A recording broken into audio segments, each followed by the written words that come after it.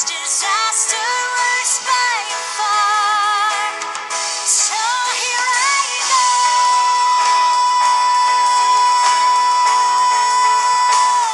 Oh, here I go.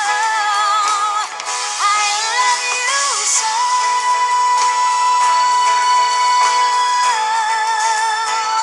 So here I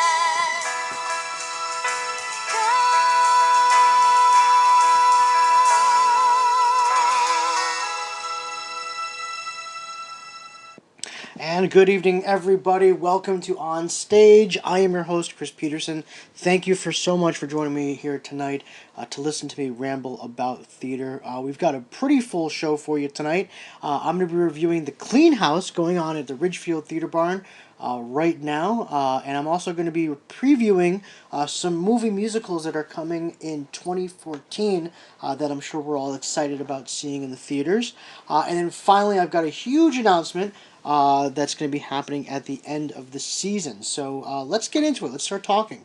Folks, you know, one of my pet peeves in theater is when I see a production that, you know, actors and performers aren't giving everything they have on stage. They're not giving, you know, 100% of their effort, their talents, their craft.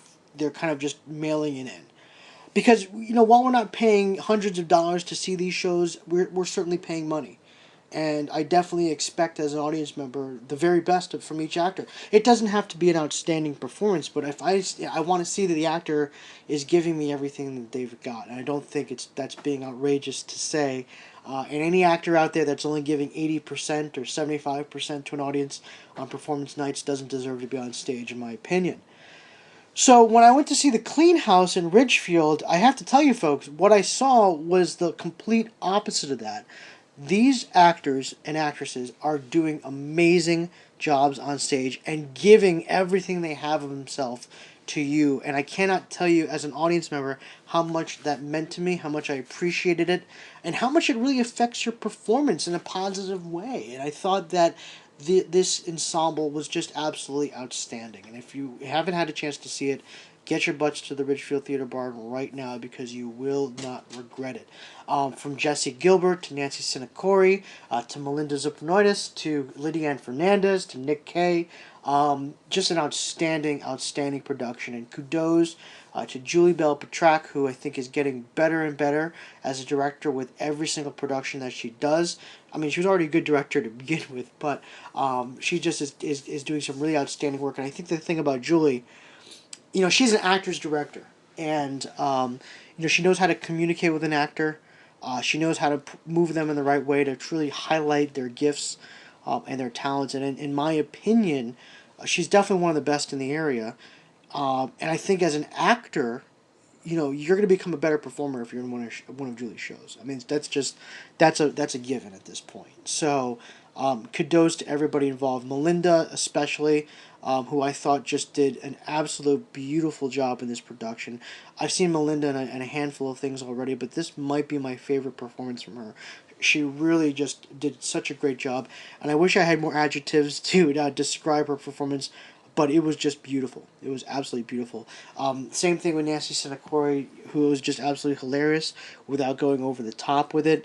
There was also a really wonderful monologue she delivered right in towards the end of Act 1 that was just simply breathtaking to watch as an audience member. And you could see the joy on these actors' faces as they're delivering some of the best dialogue written today. And if you're not familiar with Sarah Rule, and if you don't think that she's popular, you are far from wrong, because two of her pieces right now are being performed at the very same time. You've got this one, and then you've got Dead Man's Cell Phone at Curtain Call going on right now as well. So, huge props to the cast and the crew of The Clean House. Also want to make sure I shout out to Kevin McNair, who designed the set, and it was a really nice design overall for the entire production. So congratulations to everybody involved. I had a great time on just a wonderful production. So, moving on. 2014 is going to be a huge year by way of movie musicals, and we have quite a number of them coming out and close together in time frame. So the first musical that we're going to see on screen is actually the film adaptation of Jersey Boys, which I was really surprised to see was being made into a major motion picture, and even more surprised to see that it was actually being done by Clint Eastwood. So that's going to be really, really outstanding to see. It actually stars much of the original cast, so that's going to be really, really interesting. And I'm just really excited to see that. I was not aware that they were doing this. So this is kind of like, oh wow, they're making a Jersey Boys movie. So definitely be on the lookout for that. That's actually opening on June 20th of this year. So that's the first one.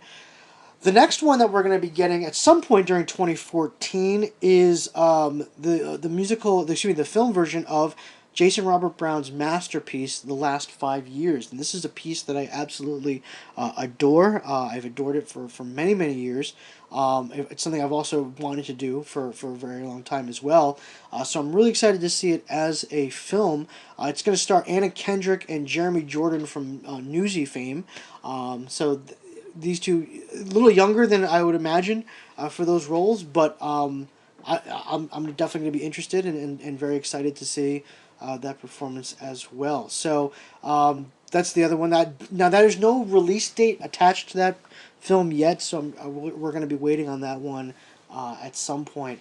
And then finally, I shouldn't say finally, coming up in December, we've actually got two musicals back to back being released. The first is an updated remake of Annie. Now, I won't lie to you, I'm not a huge Annie fan. I never have been. So, I mean, I'm not really excited. I'm not going to be going to see this in the theaters. But for anybody who is, they've updated it completely. So now you've got Kavanzier Wallace, who was an excellent in Beasts of the Southern Wild. She's playing Annie. And then playing the Daddy Warbucks type of role is Jamie Foxx, whose character has been changed to Benjamin Stacks. So we'll see. Like I said, I'm not an Annie fan, so I'm not really like, oh my gosh, I can't wait to see this. But we'll see. We'll see. I'm sure that a lot of families and kids are going to absolutely adore this. So that's actually opening up December 19th. And then finally, the last musical that we're going to get in terms of the movie musical that we're going to get for 2014 is the big Into the Woods movie that's being directed by Chicago's Rob Marshall. It's got a phenomenal cast from Johnny Depp to Meryl Streep, who's playing the witch, Anna Kendrick, Emily Blunt, just to name a few. This is going to be huge. This is going to be one of those movie musicals that you must go see if you're a musical fan. I'm a huge fan of this piece.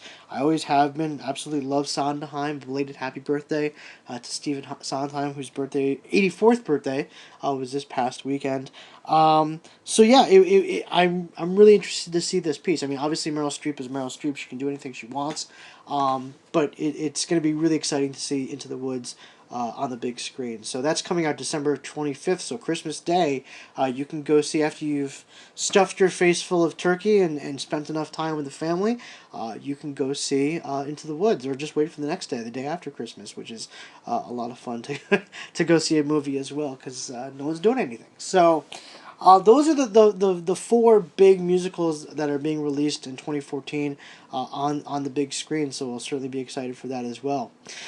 I know it's a quick podcast tonight. The last thing I want to talk about in today's podcast is a big announcement of what's going to be happening at the end of the season right here on this podcast. Now, we are not competitive with one another. When I do a show, I'm not trying to compete with other theaters or trying to be better than the shows that they're doing. In my back of my mind, do I want to have the best production? Absolutely. But I'm not going to put down other theaters or anything like that. So we've always wondered, what are the audience favorites? We see a lot of theater. What are the favorite productions and performances of the past season? So I'm very excited to announce that during the Christmas holiday season, I got together with about 6 individuals that see a lot of theater in a lot of different theaters in a lot of different areas, and saw a lot of shows all throughout the seasons. And these folks aren't in shows, they're not performers, they're not directors, they're not on any committees of any sort at any or boards at any of these theaters. They just are wonderful theater goers, and they see a lot of theater in this area. And so at the end of the season, we're going to be tallying some votes, folks, of what our favorite performances and productions will be. So right here on the podcast, we will have the on-stage end of the year favorites. And instead of naming the best actor or best actress, because who am I to decide who is the best of anything, we're going to be saying our favorite performance, our favorite actor, our favorite musical. So this way, nobody is put down or judged or anything like that in a negative fashion. We're also not going to be doing a bottom three or anything like that. So this will be exciting. So if you've delivered a fantastic performance or a fantastic production, chances are at the end of this season of shows, you will be talked about on this podcast as one of the best, as one of our favorites of the year. So I'll be really looking forward to that. So I know it was a quick podcast. Next week is going to be a lot longer. I'm going to be going to see the To Kill a Mockingbird at the Bridgeport Theater Company on Saturday, so I'm really looking forward to seeing that. So I'll be sure to bring my thoughts about that production as well. So that's it for this week, folks. So thanks for tuning in. I really appreciate it. Like I said, it was a quick podcast, but I want to make sure I got that out. Once again, congratulations to the cast and crew of The Clean House. And once again, if you haven't seen that production, definitely go see it because it's a lot of fun and it's really a wonderful piece of theater to be able to go see. So that's it. Have a great week, folks, and we'll see you soon.